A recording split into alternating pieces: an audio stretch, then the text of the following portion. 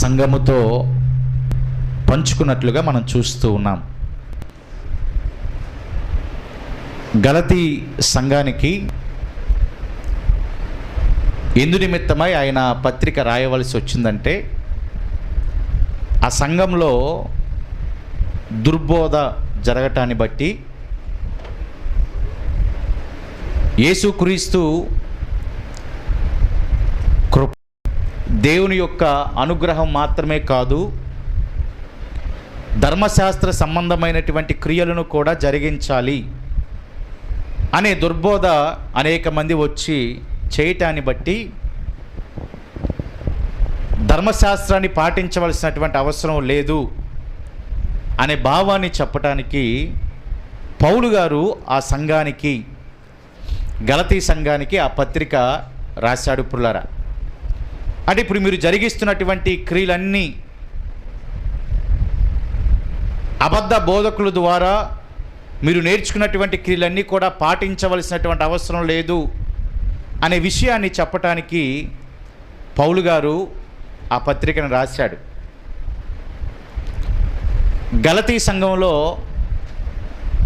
ఈకోనియా ఉంది, లుస్త్రా ఉంది, దెర్బే, ఈ 3 సంఘాల కలయికనే మనము గలతీ సంఘం అని చెప్తాం. పుల్లారా, ఈకోనియా, లుస్త్రా, దెర్బే.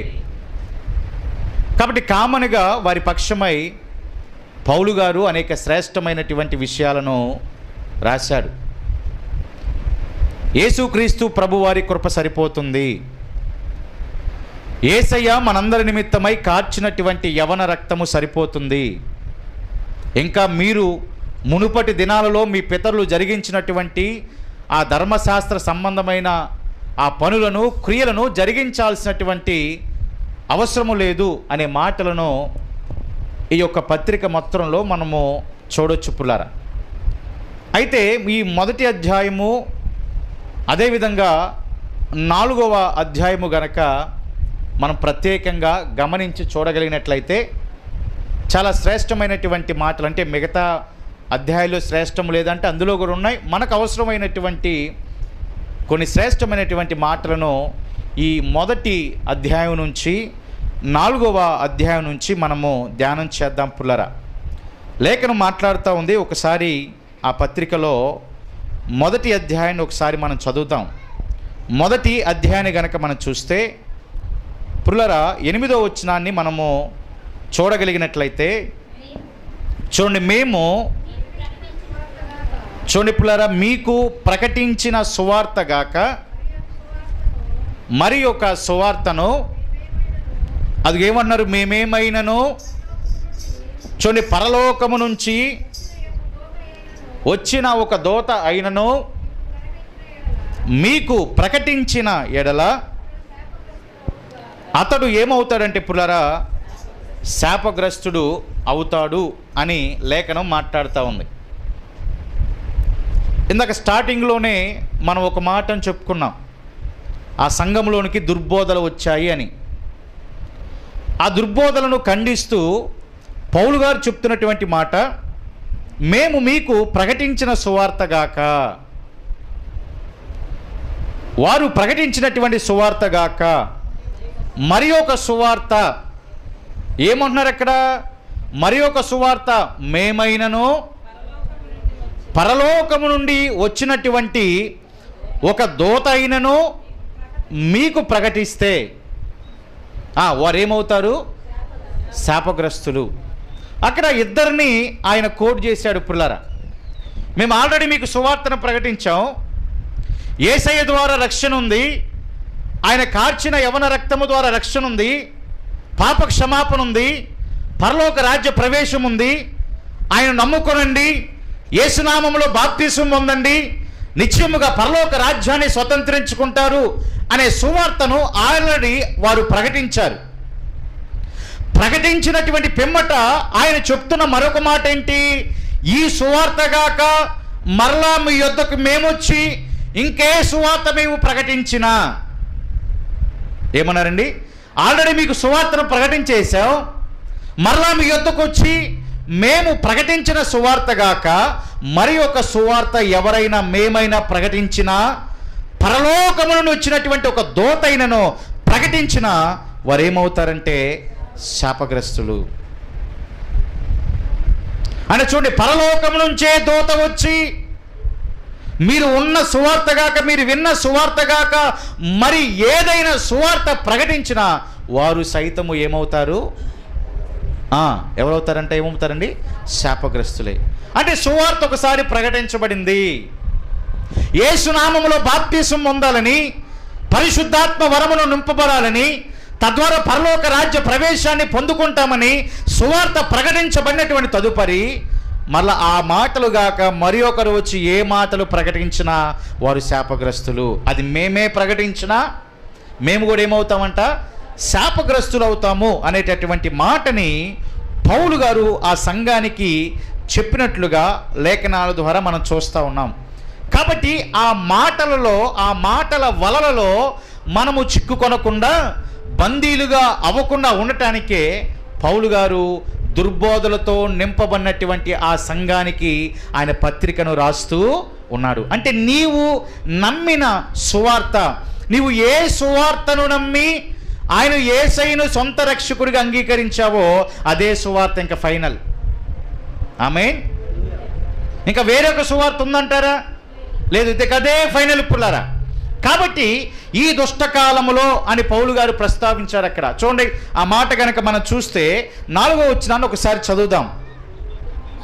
మన తండ్రి అయిన దేవుని చిత్త ప్రకారము క్రీస్తు మనలను ప్రస్తుత దుష్టకాలములో నుండి విమోచింపవలనని. ఇప్పుడు ఏ కాలంలో ఉన్నామంటే పుల్లారా?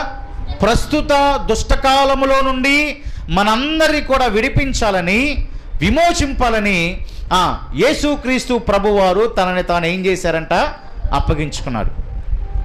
యేసుక్రీస్తు ప్రభువారు ఈ దుష్టకాలములో నుండి మనం విడిపించాలని, ఈ దుర్బోధల నుంచి మనం విడిపించాలని, ఈ పాప బంధకాల నుంచి విడిపించాలని తనను తానే అప్పగించుకున్నాడు.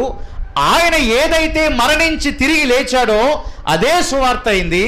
అదే సువార్తని అపోస్తులు ప్రకటించారు, అదే సువార్తను దైవజనులు ప్రకటించారు.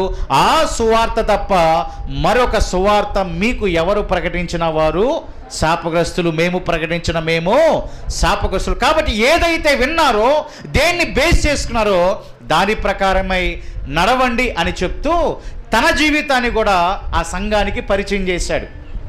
ఎలాగా సంఘానికి తన జీవితాన్ని పరిచయం చేశాడంటే పుల్లరా, మొదటి అధ్యాయంలో చదవండి ఒకసారి, 13వ వచనాన్ని ఒకసారి చదువుదాం. 13వ వచనం, పూర్వమందు యోధా మతస్థుడై ఉన్నప్పుడు నేను దేవుని సంఘమును, అదిగో చూడండి, పూర్వము నేను యోధా మతస్థుడిగా ఉన్నప్పుడు నేను దేవుని సంఘమును ఏం చేశానంటే, అంటే దేవుని సంఘం అంటే అక్కడ పౌలు గారి ఉద్దేశం ఏంటి? క్రీస్తు, యేసు క్రీస్తు రక్తము ద్వారా కడగబడిన సంఘం అది. ఆమేన్. ఇప్పుడు ఆ సంఘానికి ఆనాటి దినాల్లో ఎవరు వ్యతిరేకులంట? పౌలు గారు వ్యతిరేకులు. ధర్మశాస్త్రాన్ని పాటిస్తాం అని అంటాడు ఆయన. కానీ అప్పటికి దేవుని యొక్క మహాకృపని బట్టి ఆయన కార్చిన యవ్వన రక్తము ద్వారా సంఘం అనేది ఏర్పాటైంది. ఆ సంఘానికి, క్రీస్తు సంఘానికి ఈయనేమంటున్నాడంట? అపరిమితముగా హింసించాను, నేను ఆ సంఘానికి వ్యతిరేకంగా అయ్యాను. ఏ సంఘానికి? క్రీస్తు రక్తము ద్వారా కడగబడినటువంటి ఏర్పాటు చేయబడిన సంఘానికి నేనేమయ్యాను? వ్యతిరేకుడిగా అయ్యాను. అపరిమితముగా సంఘాన్ని హింసించి నాశనము చేయుచు నా పితరుల పారంపర్యాచారములు వాటి విషయాలందు విశేషక్తిని గలవాడనై నా స్వజాతీయులలో నా సమాన వయస్కులైనటువంటి అనేకుల కంటే యూదుల మతములో ఆధిక్యత నొందితిని. నా నడవడి గురించి మీరు, అది ఏమంటున్నా, నా నడవడి గురించి మీకు తెలుసు, నేను ఎలాగా ఆధిక్యత కలిగి ఉన్నానో తెలుసు, ఎలాగ సంఘాన్ని హింసించానో మీకు తెలుసు. ఇదిగో నా సమాన వయస్కులైనటువంటి అనేకుల కంటే యూద మతములో ఆధిక్యత నొందినటువంటి మొత్తం కూడా తెలుసు. ప్రాముఖ్యంగా నేను అన్య సాంప్రదాయాలను విశేషముగా ఎలా పాటించానో కూడా మీకు తెలుసు. వాటి యందు మంచి ఆసక్తి ఉన్నాడంట పుల్లారా. దేనికి వ్యతిరేకంగా? యేసయ్య యవ్వన రక్తము ద్వారా కార్చబడిన సంఘానికి వ్యతిరేకముగా వారి యొక్క పితరులు జరిగించిన కార్యముల యందు ఆయన విశేష ఆసక్తిని కలిగి ఉన్నాడు. నా సమాన వయస్కులు, నాతో పాటు ప్రయాణం చేసిన వారి అందరికంటే కూడా నేనే ఘనత నొందాను, నేనే సంఘాన్ని హింసించాను, నేనే సంఘాన్ని పాడు చేయాలనుకున్నాను, నా నడవడిక ఏంటో మీకు కూడా బాగుగా తెలుసు అంటున్నాడు. మీరు బాగుగా ఎరిగి ఉన్నారు, మీకు బహుగా తెలిసి ఉన్నది అని ఆయన ఆ పత్రిక ప్రారంభంలో ఆ సంఘానికి, ఆ సంఘ బిడ్డలకి తనని తాను పరిచయం చేసుకుంటున్నటువంటి ఆ యొక్క మాటలను మనం చూస్తూ ఉంటున్నాం పుల్లారా. అంటే యేసయ్య రక్తము ద్వారా సంపాదించబడినటువంటి సంఘానికి, ఒక అపోస్తుల బోధలో కొనసాగుతున్నటువంటి సంఘానికి, అపోస్తుల ప్రకారమై కొనసాగుతున్నటువంటి సంఘానికి, దేవుని యొక్క చిత్తము ఇష్ట ప్రకారమై కొనసాగుతున్నటువంటి ఒక సంఘానికి ఈయన వ్యతిరేకుడయ్యాడు. ఆయనతో పాటు ఉన్నటువంటి సమాన వయస్కులు కూడా వ్యతిరేకులయ్యారు. ఈ పారంపర్య ఆచారములు పాటించడానికి ఆసక్తి కలిగి ఉన్నాడు, ఘనత నొందిన వాడిగా ఉన్నాడు, హింసించేవాడిగా ఉన్నాడు. అవన్నీ మీకు తెలుసని చెప్తూ అదే అధ్యాయంలో పుల్లారా చివరి వచనాన్ని కనుక చూడగలిగినట్లయితే మనము చివరి 2 వచనాలు చూడండి. మునుపు మనలను హింస పెట్టినవాడు, చూడండి పుల్లారా, తాను పూర్వమందు పాడు చేయుచు వచ్చిన మతమును ప్రకటించుచున్నాడను సంగతి మాత్రమే విని వారు నన్ను బట్టి దేవుణ్ణి మహిమపరచరి. దేవునికి స్తోత్రం. మునుపు మనలను హింస పెట్టిన వాడు తాను పూర్వమందు పాడు చేయుచు వచ్చిన మతమును, ఏమంట పుల్లారా? పాడు చేయుచు వచ్చినటువంటి మతము అనగా విశ్వాసం అని అర్థం. ఫుట్ నోట్లో ఆ మాట ఉందా లేదా? మతమును, తాను పాడు చేయుచు వచ్చినటువంటి విశ్వాసమును ప్రకటించుచున్నాడను సంగతి మాత్రమే వారు విని, అంటే అపోస్తలు విని వారు నన్ను బట్టి ఏం చేశారంట? దేవుణ్ణి మహిమపరిచి. ఇప్పుడు మొత్తం ఎలా తిరిగిపోయిందో చూడండి. ఇక్కడ ఆయన ఏమన్నాడు వారితో? ఒకప్పుడు క్రీస్తు ద్వారా ఏర్పాటైన సంఘాన్ని నేనే హింసించాను, నేనే నాశనం చేశాను, నా సమాన వయస్కుల్లో నేనే ఎక్కువగా నాశనం చేయడానికి ఇష్టపడ్డాను, అదంతా కూడా మీకు తెలుసు. ఇదిగో ఈ యొక్క క్రీస్తునకు వ్యతిరేకమైనటువంటి ఆచారాలు పాటించే విషయంలో శ్రద్ధ కలిగి ఉన్నాను, ఆసక్తి కలిగి ఉన్నాను అనే మాటలను ఆయనే చెప్తూ చెప్పినటువంటి తదుపరి ఈ పౌలు గారిని గమనిస్తున్నటువంటి విశ్వాసులు కానీ, పౌలు గారిని చూసినటువంటి తక్కిన అపోస్తలు కానీ వారందరూ కూడా ఏమని ఆయనలో గమనించారంటే పుల్లరా, మునుపు మనలను హింస పెట్టినవాడు అన్నాడు. ఏమన్నారంట?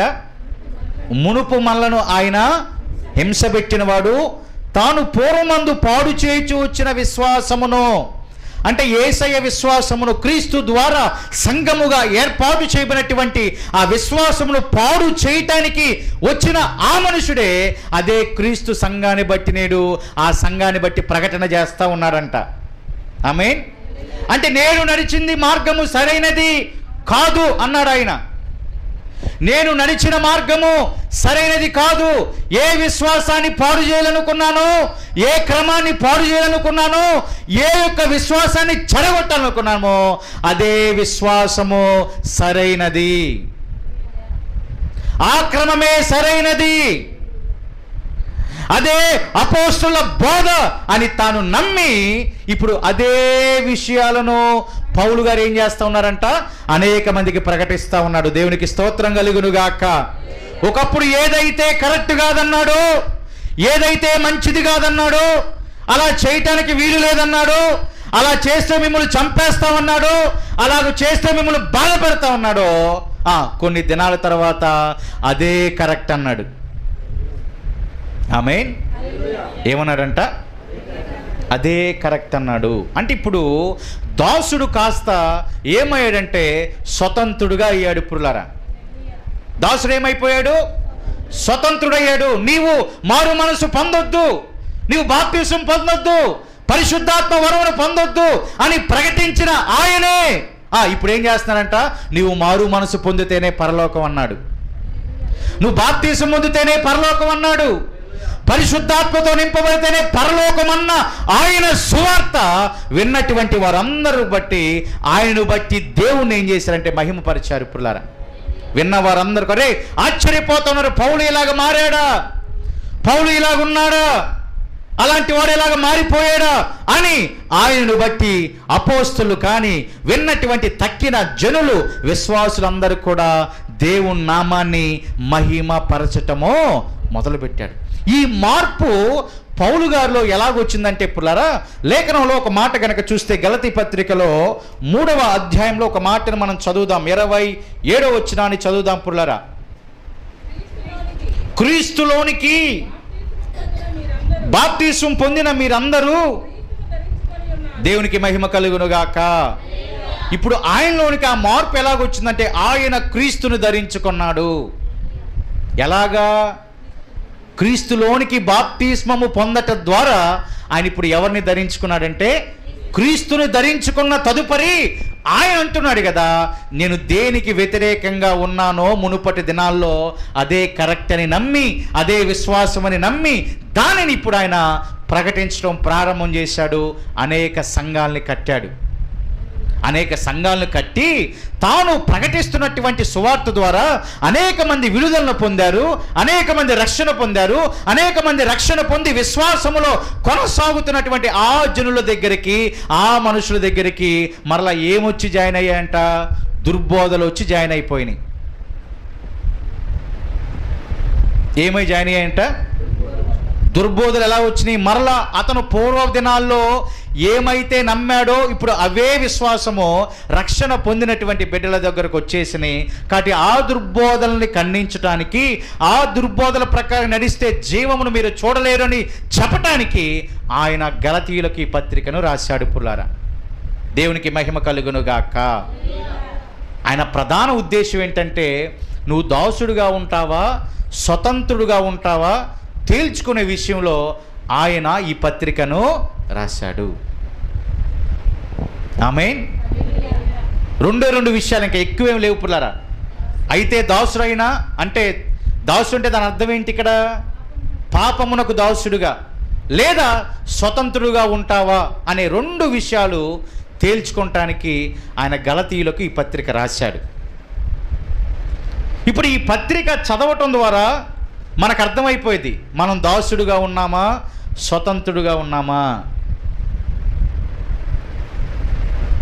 ఏమంటే పిల్లారా, దాసుడుగా లేక స్వతంత్రుడుగా ఉన్నామా? దాదాపుగా ఇక్కడ ఉన్నటువంటి మనందరం కూడా క్రీస్తును ధరించిన వారమే. ఆమేన్. ఆయనలోనికి బాప్తిసం పొందినటువంటి వారందరూ కూడా క్రీస్తును ధరించిన వారే. కాబట్టి ఇక మనము ఆలోచన చేయకుండా ఒక మాట చెప్పేయచ్చు, మేము దాసులము కాదు స్వతంత్రులమే అని. ఆమేన్. మేము దాసులం ఏమాత్రము, దాసురాలం ఏమాత్రం కాదు, మేము స్వతంత్రులమే. అయినను కొన్ని సందర్భాల్లో ఆ స్వతంత్రతలో నడుస్తున్నటువంటి మనకు కొన్ని విషయాలు మనం ఏం చేస్తున్నాయంటే దాస్యత్వములోనికి లాగేస్తున్నాయంట. దాసులుగా ఉండటానికి ఆ పనులు, క్రియలు మనల్ని ఏం చేస్తాయంటే స్వతంత్రురాలుగా ఉండకుండా కొన్ని క్రియలు, కొన్ని పనులు మనం ఏం చేస్తాయంటే కిందకు లాగేస్తూ ఉన్నాయి. ఆ లాగేస్తున్నటువంటి సందర్భంలో పౌలు గారు ఆ సంఘానికి 2 మనుషుల సాదృశ్యాన్ని గురించి చెప్పాడండి. ఎవరంటే పుల్లారా, 2 మనుషుల గురించి చెప్పాడంట. నువ్వు దాసుడుగా ఉంటావా, స్వతంత్రుడుగా ఉంటావా తేల్చుకో అని చెప్పేటటువంటి ఆ యొక్క ప్రయాణంలో ఆయన 2 మనుషులను ఆ సంఘానికి జ్ఞాపకం చేశాడు. చూద్దాం. 4వ అధ్యాయాన్ని గనక మనం చూస్తే 21వ వచనాన్ని ఒకసారి మనం చదువుదాం పుల్లారా. చూడండి పుల్లారా. వినుటలేదా? దాసి వలన ఒకడును చూడండి పిల్లలు, దాసి వలన ఒకడును స్వతంత్రురాలి వలన ఒకడును ఇద్దరు కుమారులు అబ్రహామునకు కలిగిరని వ్రాయబడి ఉన్నది కదా. చాలు పిల్లరా, చూడండి ఇక్కడ ఇక ఆయన ఏమి కూడా దాచుకోకుండా డైరెక్ట్గా నా మాట చెప్పేశాడు. దాసి వలన ఒకడు, స్వతంత్రురాలి వలన ఒకడు, అబ్రహామునకు ఇద్దరు కుమారులు కలిగారు కదా. అయ్యా దేవుళ్ళు లేకుండా ఎట్టగలుగుతారు అని అనుకోవచ్చు. లేఖనం ఏమని మాట్లాడుతూ ఉందంటే పుల్లరా, చూడండి, ఇస్సాకు వలన వచ్చినది మాత్రమే సంతానం అనబడును అనే మాట ఉంది. ఆమేన్. అంటే అక్కడ ఏంటి? వాగ్దానము ద్వారా, దేవుడిచ్చినటువంటి వాగ్దానమును బట్టి పుట్టినటువంటి వాడు ఇస్సాకు కాబట్టి ఇస్సాకు వలనది మాత్రమే నీ సంతానం అనబడతా ఉంటుంది. మరి ముందు పుట్టిన ఇష్మాయేలు అంటే దాసి అయినటువంటి హాగరు ద్వారా పుట్టినటువంటి ఆ ఇష్మాయేలు ఏమాత్రము స్వతంత్రుడు. ఎందుకంటే అక్కడేమి నిబంధన లేదు, అక్కడేమి వాగ్దానం లేదు. శరీర మూలముగా పుట్టినవాడు ఇష్మాయేలు అయితే ఆత్మ మూలంగా పుట్టినవాడు ఇస్సాకు. ఆమేన్. అందుకు అక్కడ డైరెక్ట్గా పౌలు గారు అన్నారు, అక్కడ దాసి వలన ఒక కుమారుడు, స్వతంత్రురాలి వలన మరొక కుమారుడు. ఆదికాండం 16వ అధ్యాయంలో 1వ వచనం 3వ వచనం చదవవసరం లేదు, కానీ అక్కడ హాగరును బట్టి రాయబడుతున్నటువంటి మాట ఐగుప్తురాలైన హాగరు 1వ వచనం ఉంటుంది, 3వ వచనం ఉంటుంది ఐగుప్తురాలైన హాగరు. అంటే చెప్పకనే చెప్పేశారు దాసి అని. దాసి వలన ఒక కుమారుడు, స్వతంత్రురాలి వలన మరొక కుమారుడు. అంటే ఆ స్వతంత్రురాలి వలన పుట్టినటువంటి కుమారుడు ఎలాగ వచ్చాడంటే ఈ లోకంలోనికి ఆత్మావేశముతో వచ్చాడు, ఆత్మ ప్రభావంతో వచ్చాడు. అతను స్వతంత్రుడుగా ఉన్నాడు. అతను నిబంధనను బట్టి, చేసిన ప్రమాణమును బట్టి, ఇదిగో నిశ్చయంగా కుమారుడు పొందుతావు అనే మాటను బట్టి ఆ యొక్క మనుషుడు వచ్చినట్లుగా మనం లేఖనాల ద్వారా చూస్తాం. ఈ రెండు సంగతులను, ఈ రెండు సందర్భాలను, ఆ ఇద్దరి మనుషులను ఇప్పుడు పౌలు గారు ఎవరి ముందు ఉంచారంటే గలతీయుల ముందు ఉంచాడు. పుల్లరా, గలతీయుల ముందు ఉంచుతూ ఆయన చెప్తున్నటువంటి మాట గనక మనం చూస్తే చదవండి 23వ వచనం. అయినను ఎలా పుట్టాడంటే పుల్లరా, శరీర ప్రకారముగా పుట్టెను, స్వతంత్రురాలి వలన పుట్టినవాడు వాగ్దానమును బట్టి దేవునికి స్తోత్రం కలుగునుగాక. ఇదిగో ఆమె ఒకడేమో దాసి వలన, మరొకడేమో వాగ్దానము వలన. ఇప్పుడు యేసుక్రీస్తు ప్రభువు వారు కూడా చెప్పారు. ఏమని చెప్పాడు పిల్లరా? నా వలన మాత్రమే, నా ద్వారా మాత్రమే వేరొకరి ద్వారా ఎవరైనా పరలోకానికి వెళ్తారా? ఆమేన్. ఏమని చెప్పాడు ఆయన? వెళ్తే నా ద్వారానే వెళ్ళాలి, నా ద్వారా తప్ప ఎవరి ద్వారా కూడా మీరు ఆ రాజ్యానికి. ఇప్పుడు అలా అవ్వాలంటే మనం అందరూ కూడా స్వతంత్రులుగా అవ్వాలి. లేఖనం మాట్లాడుతూ ఉంది మత్తయి సువార్త 26వ అధ్యాయం 28వ వచనాన్ని కనుక మనం చూస్తే చాలా శ్రేష్టమైన మాట, కొత్త నిబంధనకు ఆధారమైనటువంటి మాట. 26వ అధ్యాయము 28వ వచనం మత్తయి సువార్తలో, ఇది నా రక్తము అనగా పాప క్షమాపణ నిమిత్తము అనేకుల కొరకు చిందించబడిన, దేవునికి స్తోత్రం కలుగునుగాక. ఇది నా రక్తము పాప క్షమాపణ బట్టి అనేక మంది కోసము చిందించబడిన నిబంధన రక్తం ఇది. కాబట్టి నా ద్వారా తప్ప, నేను చిందించబడినటువంటి యవన రక్తము ద్వారా, కడగబట్ట ద్వారా మాత్రమే కానీ మరి ఒక మార్గములో ఎవరు కూడా పరలోక రాజ్యాన్ని, అంటే ఆ రక్తము ద్వారా కడగబడిన ప్రతి జనము స్వతంత్రులుగా అవుతారు. కడగబడిన జనాభా ఉన్నారు చూసారా పుల్లరా, వారు ఇంకా దాస్యత్వం కిందనే ఉన్నారు. ఇప్పుడు హాగరు పుల్లర గమనించండి, పాత నిబంధనకి సాదృశ్యంగా తీసుకుంటే శారమ్మ వచ్చేసరికి దేనికి సాదృశ్యం అంట? కొత్త నిబంధన. ఇప్పుడు శారమ్మ గారిని దేనితో పోల్చాడు? స్వతంత్రురాలు. క్రీస్తు రక్తము ద్వారా మాత్రమే నీవు నేను స్వతంత్రులుగా అవుతాం. క్రీస్తు చిందించబడిన యవన రక్తము ద్వారా మాత్రమే పాప క్షమాపణ కలుగుతుంది. తద్వారా మాత్రమే స్వతంత్రులుగా అవి పరలోక రాజ్యాన్ని మనం స్వతంత్రించుకోవడానికి ఎక్కువ అవకాశం అనేటటువంటిది ఉంటుంది. కాబట్టి ఇప్పుడు మీరు దాసులా స్వతంత్రులా అని పౌలు గారు ప్రశ్నను సంధిస్తూ ఉంటారు. ఇదిగో మీరు దాసులైతే ఇంకా ధర్మశాస్త్రం మీలోనే ఉంది. పితరుల పారంపర్యాచార ప్రకారముగా ఆచారాల ప్రకారంగా మీరు జీవిస్తానే ఉన్నారు, వాటి ప్రకారమే నడుస్తూనే ఉన్నారు. మరి సువార్త మీ దగ్గరికి రాలేదా? వచ్చింది. సువార్త మీరు వినలేదా? విన్నారు. కానీ మరలా ఏమైపోయిందంటే పుల్లారా, దుర్బోధ అనేటటువంటిది ఆ యొక్క సంఘంలోనికి వచ్చి చేరటాన్ని బట్టి వారందరూ కూడా ఆ తట్టుకు తిరిగినట్లుగా లేఖనం ద్వారా మనం చూడొచ్చు. ఆ మాటని మొదటి అధ్యాయంలో మనం చూడొచ్చు పుల్లరా. 6-7 వచ్చిన ఒకసారి చూడండి. మిమ్మును పిలిచిన వారిని విడిచి భిన్నమైన సువార్త తట్టుకు మీరింత త్వరగా తిరిగిపోవుట చూడగా ఏమంటున్నాడు పౌలు గారు? ఆశ్చర్యం అవుతుందంట. ఎందుకు?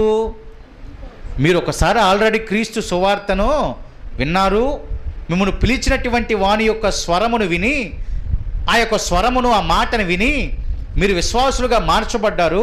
కానీ ఇప్పుడు ఎందుకు నాకు ఆశ్చర్యం అవుతుందంటే, భిన్నమైన సువార్త తట్టుకు మీరెంత త్వరగా తిరిగిపోతారు అని నేను అనుకోలేదు. మీరు తిరిగిపోవటాన్ని బట్టి నాకేం కలుగుతుంది అంటున్నాడండి? ఆశ్చర్యము. అంటే భిన్నమైన సువార్త వచ్చి ఏం చేసింది?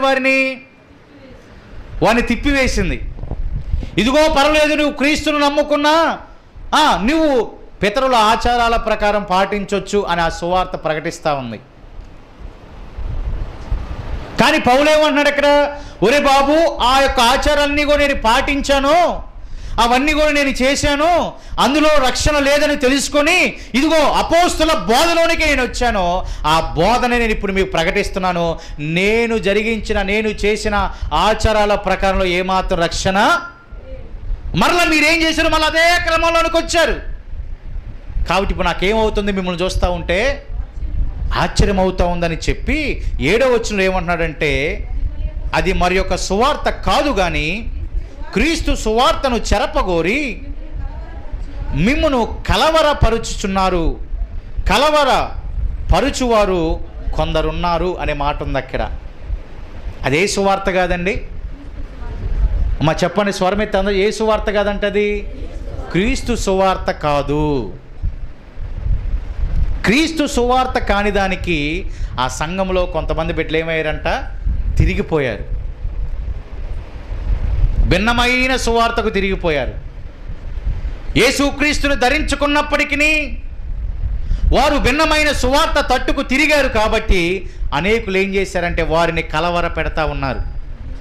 నేటి సంఘములో ఉన్న బిడ్డలకు కూడా ఏది సరైనదో తెలుసుకోలేనటువంటి వారిగా ఉంటున్నారు పిల్లరా. ఏది సరైన బోధో ఏది సరైన బోధ కాదో తెలియనటువంటి వారిగా ఉన్నారు. లేఖనం మాట్లాడుతూ ఉంది, ప్రతి ఆత్మను నమ్మకూడదు అని. ఆమేన్. ఏమంటా పిల్లరా? ప్రతి ఆత్మను నమ్మకూడదు, ప్రతి బోధ క్రీస్తు బోధే అని నమ్మకూడదు. మేము చెప్పేది కూడా క్రీస్తు బోధే అని. క్రీస్తుని ధరించుకున్న వారిని కూడా కొంతమంది వచ్చి ఏం చేస్తున్నారంట? కలవరపాటు పడుతూ ఉన్నారు, కలవరం చేస్తూ ఉన్నారు. అంటే స్వతంత్రులుగా ఉన్నటువంటి వాళ్ళని వాళ్ళ బోధల ద్వారా ఏం చేస్తున్నారంట? దాసులుగా చేసేస్తూ ఉన్నారు. అప్పటి వరకు స్వతంత్ర జీవితాన్ని జీవిస్తున్నటువంటి వారిని వారు ఏం చేస్తూ ఉన్నారంట? దాసులుగా మార్చేస్తూ ఉన్నారు. చూడండి, ఇప్పుడు అబ్రహాముకి 2 కుమారులు ఉన్నారు. చూడండి, లేఖనాన్ని కనుక మనం చూస్తే ఒకసారి చదువు. రోమాపత్రిక ఒకసారి చూడండి పుల్లారా.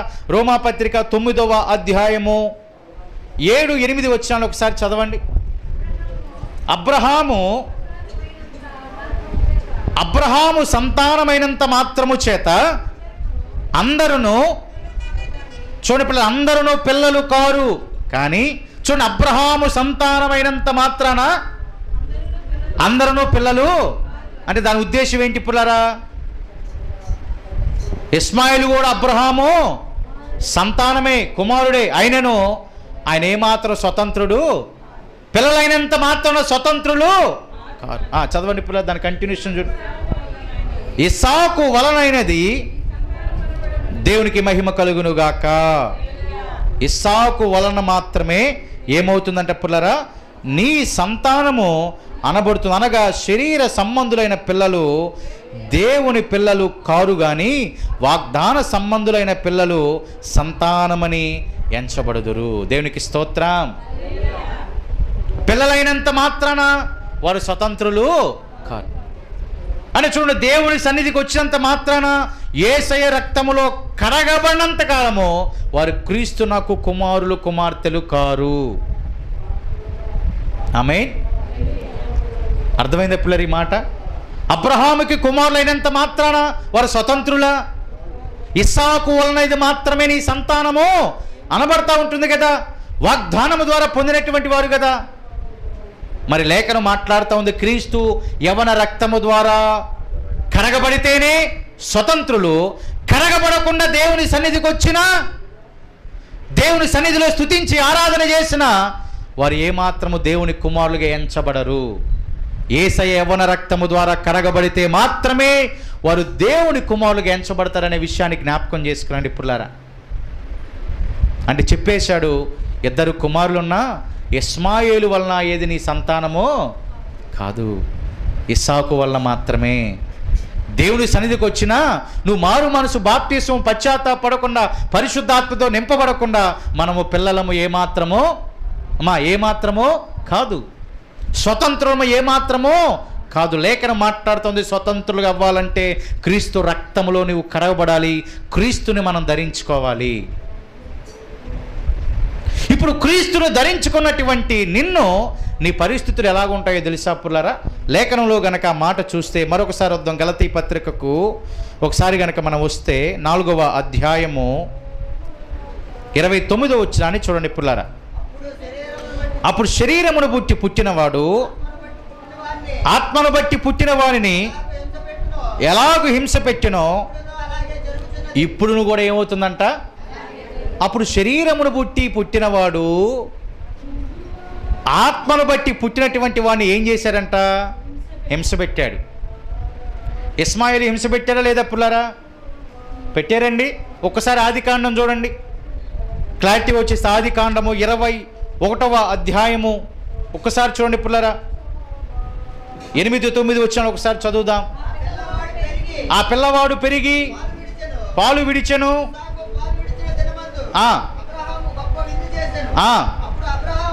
అప్పుడు ఆగరు కనిన కుమారుడు ఏం చూసిందంట? పరిహసించుట. ఎవరు చూశారంట? అంటే హాగరు కుమారుడు అయినటువంటి ఇస్మాయేలు ఇస్సాకుని ఏం చేశారంట? పరిహసించాడు, ఇబ్బంది చేశాడు. అంటే శరీర ప్రకారముగా పుట్టినవాడు ఆత్మ సంబంధముగా పుట్టినటువంటి వాడిని ఏం చేశాడంట? పరిహసించాడు, ఇబ్బంది పాలు చేశాడు. ఇప్పుడు కూడా ఇలాగే జరుగుతుందని లేఖనం మాట్లాడుతూ ఉంది. ఇప్పుడు ఆత్మ మూలముగా పుట్టినటువంటి నిన్ను, ఏదైతే అపోస్తుల బోధ ప్రకారంగా నడుస్తున్న నిన్ను, ఏదైతే వేయబడిన పునాది తప్ప మరొక పునాది లేదని నమ్మి గమనించి గ్రహించిన నిన్ను ఇంకా రక్షణ పొందకుండా ఇంకా లోకములో ఉండేటటువంటి వారు ఇప్పుడు నిన్ను ఏం చేస్తున్నారంట? హింస పెడుతున్నారు, పరిహసిస్తూ ఉన్నారు. ఇప్పుడు కూడా ఇలాగే జరుగుతుందని లేఖనం మాట్లాడుతూ ఉంది.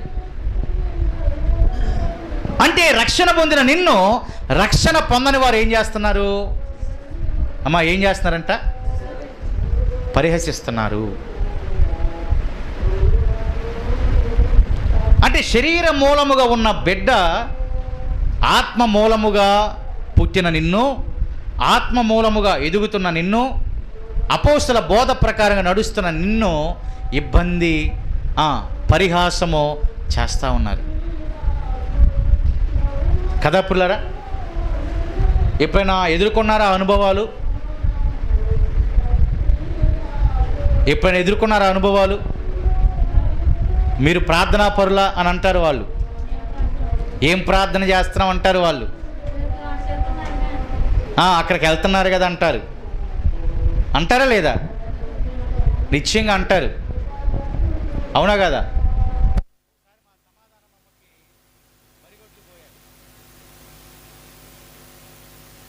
వెళ్ళావు కాబట్టి నీ గేదెలు పోయాయి, ఇక అవి దొరకవు, నువ్వు ఇక్కడికి రా, మా దగ్గరికి రా, గేదెలు దొరుకుతాయి అనే మాటతో అమ్మని ఇబ్బంది పాలు చేశారంట.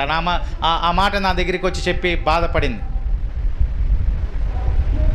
ఇప్పుడు అదంతా కూడా దేవుని కృపే కదా పుల్లారా. పోయినా ఉన్నా పోయినా ఎవరిచ్చినవి? దేవుడు ఇచ్చినయే. దాన్ని బట్టి నువ్వు అక్కడికి వెళ్తేనే నీకు వస్తాయి, ఇక్కడికి వెళ్తేనే ఇక్కడ వస్తాయంటే ఇక అందరూ ఒకే దగ్గరికి వెళ్ళాలా? అప్పుడు పోనీ అన్నీ మనకు రావాలా? అంతే కదండి. అంటే ఇబ్బంది పాలు చేస్తూ ఉన్నారు, ఇబ్బంది పడుతూ ఉంటారు. నువ్వు ప్రార్థనా పరురాలువేని అంటారు, మరి వారేమైనా భజన చేస్తారా? నువ్వు రక్షణ పొందలా, మారు మనసు పొందలా, బాప్తీసం తీసుకోలేదు, పరిశుద్ధాత్మ ప్రభావంతో నింపబడకపోయినా నీ ఇంటిలో పుట్టినరోజు జరిగినప్పుడు నువ్వు పాస్టర్ గారిని తీసుకెళ్ళి ప్రార్థన చేపిస్తావా, భజన చేస్తావా? అమ్మ ఏం చేస్తారు వాళ్ళు? వాళ్ళు చేసేది కూడా ప్రార్థనే కదా, వీళ్ళు చేసేది కూడా ప్రార్థనే కదా. వాళ్ళు ఏమైనా భజన చేస్తారా? కదా, మాట అర్థమైందండి.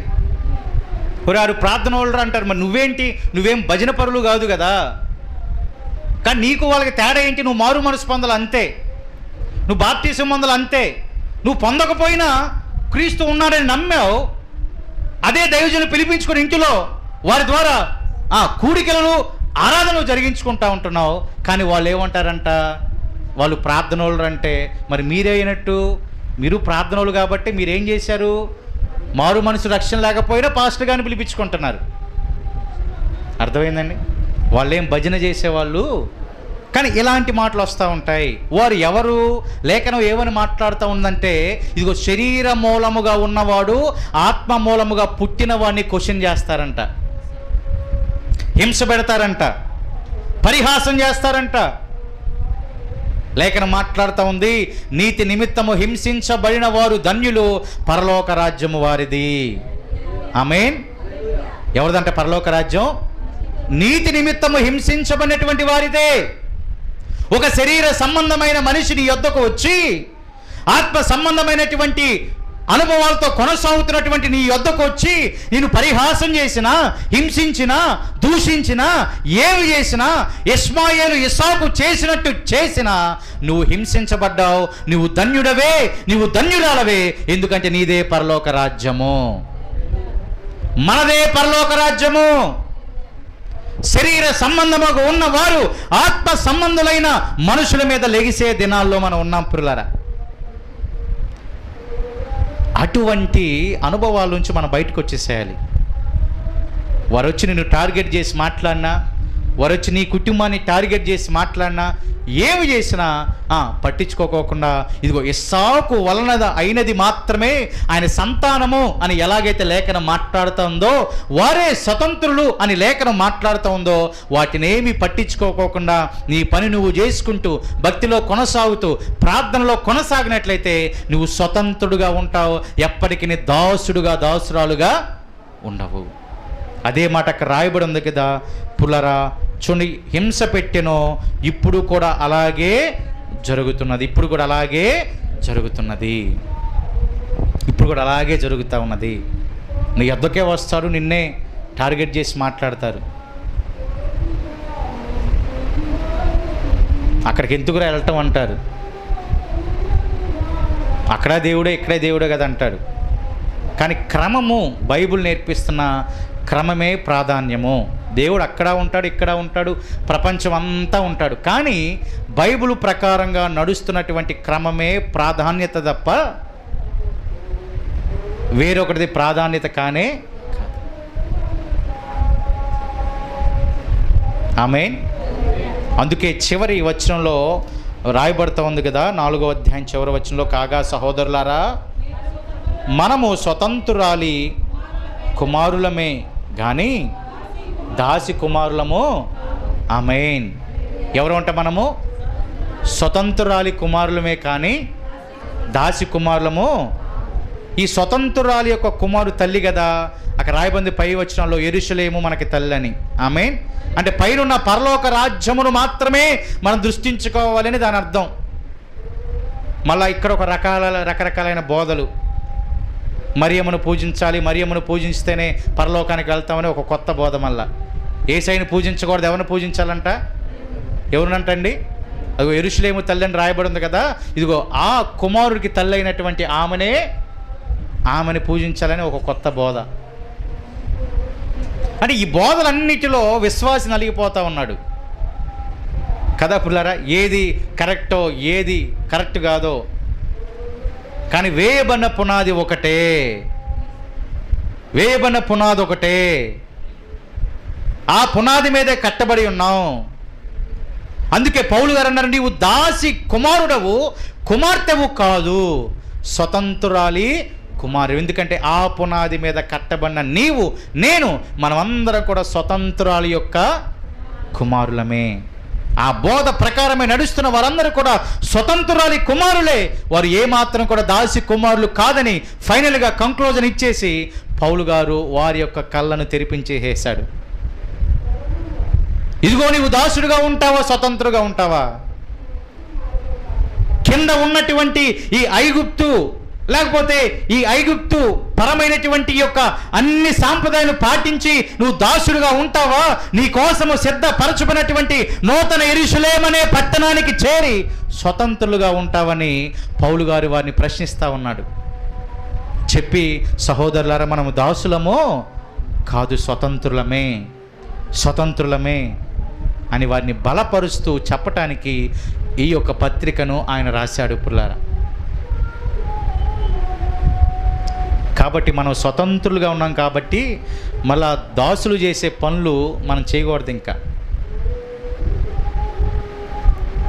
అన్య సాంప్రదాయాలు ఇంకా మనము చేయకూడదు. ఇంకా అన్యుల ప్రకారమేది ఇంకా మనము నడవకూడదు. ఇంకా ఆ పద్ధతుల ప్రకారం ఇంకా ఏమాత్రం కూడా జీవించకూడదు. ఇంకా ఆయన ఏమన్నాడు పౌలు గారు, నేను జీవించాను అలాగే. ఒరి బాబు, అందులో ఏమీ లేదని తెలుసుకొని మళ్ళీ ఏమొచ్చాడు? తిరిగి ఏదైతే క్రీస్తు ఆ యవన రక్తము ద్వారా చిందించబడినటువంటి సంఘం ఏదైతే ఉందో అదే క్రమమని నమ్మి ఆయన వాటన్నిటిని విడిచిపెట్టేసి దీనిలోనికి వచ్చి నమ్మి విశ్వసించి మరలా దానినే ఆయన ప్రకటిస్తూ ఉన్నాడు. ఆయన ఏమైనా గొప్పవాడు కాదా? గమలియేలు పాదాల యొద్ద నేర్చుకున్నాడు ధర్మశాస్త్రాన్ని. గమలియేలు పాదాల యొద్ద పౌలు గారు ఏమి నేర్చుకున్నాడంట? ధర్మశాస్త్రం నేర్చుకున్నాడు. దిట్ట పుల్లారా. మనమన్నా చూసి చెబుతాం, ఆయన చూడకుండా చెప్తాడు. చూసి చెబుతాం. పౌలు గారు అట్ట కాదు. అడగటం మొదలు పెడితే ఎవరైనా చూడకుండా టక టక టక టక చెప్పగలిగినటువంటి నేర్పరితనముతో పౌలు గారు నేర్చుకున్నాడు ధర్మశాస్త్రాన్ని. ఆయన ఏమన్నాడు?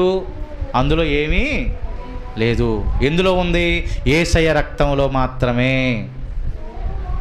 అందుకనే ఆ బాప్తిసం పొందాను కాబట్టి క్రీస్తును నేను ధరించుకున్నాను, ఇప్పుడు అదే విశ్వాసం నేను ప్రకటిస్తున్నాను అన్నాడు. నేను పాటించిన దాంట్లో ఏమీ కూడా లేవు.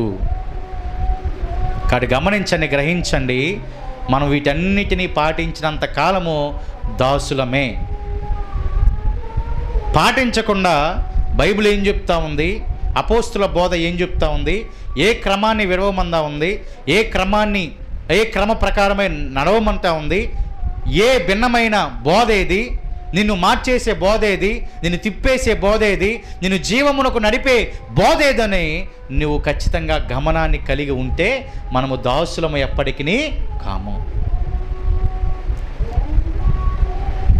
కాబట్టి ప్రయాస అంతేందంటే నూతన యెరూషలేము సంఘము దాసులుగా ఉండొద్దండి,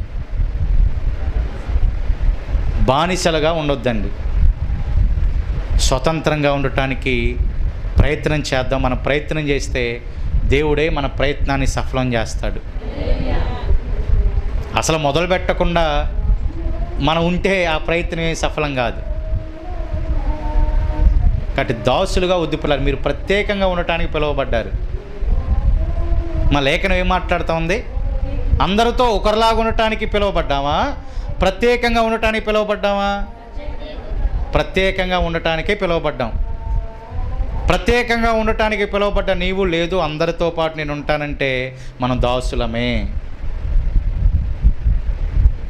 ఆ ప్రత్యేకత ఎదుటివారు చూసినప్పుడు మనలో కనబడాలండి.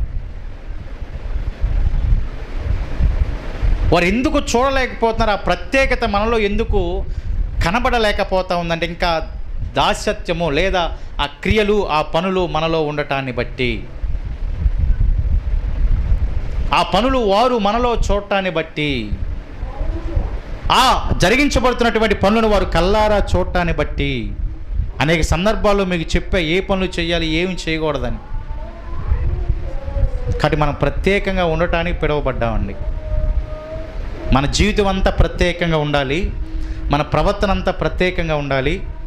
పుల్లరా, రక్షణ పొందని వారికి, రక్షణ పొందిన మనము ఆ యొక్క ప్రవర్తనలో ప్రత్యేకత ఎదుటి వారికి కనబడాలి. వారు చేసినట్లే మనము చేస్తే ఇంకా ప్రత్యేకత మనలో ఏమీ కూడా ఉండదు, కనబడదు. అప్పుడు మనం ఎవరితో సమానం అంటే దాసులతో సమానము, స్వతంత్రులతో సమానంగా మనము ఉండము. అదే మాట సంఘాన్ని బలపరచడానికి పౌలు గారు చెప్తా ఉన్నారు. మీరు దాసులు కాదు, దాసులు కాదు. దైవ సన్నిధికి వచ్చినంత మాత్రాన కుమారులు. ఆ క్రమం ప్రకారంగా నడిస్తేనే అబ్రహాము వలన పుట్టినటువంటి ఇష్మాయేలు పిల్లవాడైనా అతని ద్వారా సంతానమని పిలువబడదు కదా, పిలువబడిద్దా? ఇస్సాకు వలన మాత్రమే సంతానము కదా. ఆమె చాలా డిఫరెన్సెస్ ఉంటాయి పుల్లారా. కాబట్టి వాటన్నిటిని మనం గమనించుకోవాలి. అమ్మో ఇది చేయకూడదు అని, అమ్మో ఇది చేస్తే ప్రత్యేకత ఇంకా ఏముంది నాలో అని భయం మనలో మనకే కలగాలి. అమ్మో ఇక్కడికి వెళ్ళకూడదు, అన్యులు చేసే వాటికి మనం వెళ్ళకూడదు, దేవునికి వ్యతిరేకంగా విరుద్ధంగా చేసే పనుల జోలికి మనము వెళ్ళకూడదు. ఆ భయము మనలో ఉండాలి పిల్లరా, ఆ భయము మనలో ఉండాలి. ఆ భయము మనలో ఉన్నప్పుడు స్వతంత్రులుగా మనం పిలువబడతాం. కాబట్టి మీకు మీరే ప్రశ్న సంధించుకొని, మనకు మనమే ప్రశ్నను సంధించుకొని, నేను దాసుడుగా ఉన్నానా, స్వతంత్రుడుగా ఉన్నానా, దాసురాలుగా ఉన్నానా, స్వతంత్రురాలుగా ఉన్నానా అనే మాటలు మనకు మనముగా ఆలోచించుకుంటే జవాబు మనకు వచ్చేసిద్ది పుల్లారా.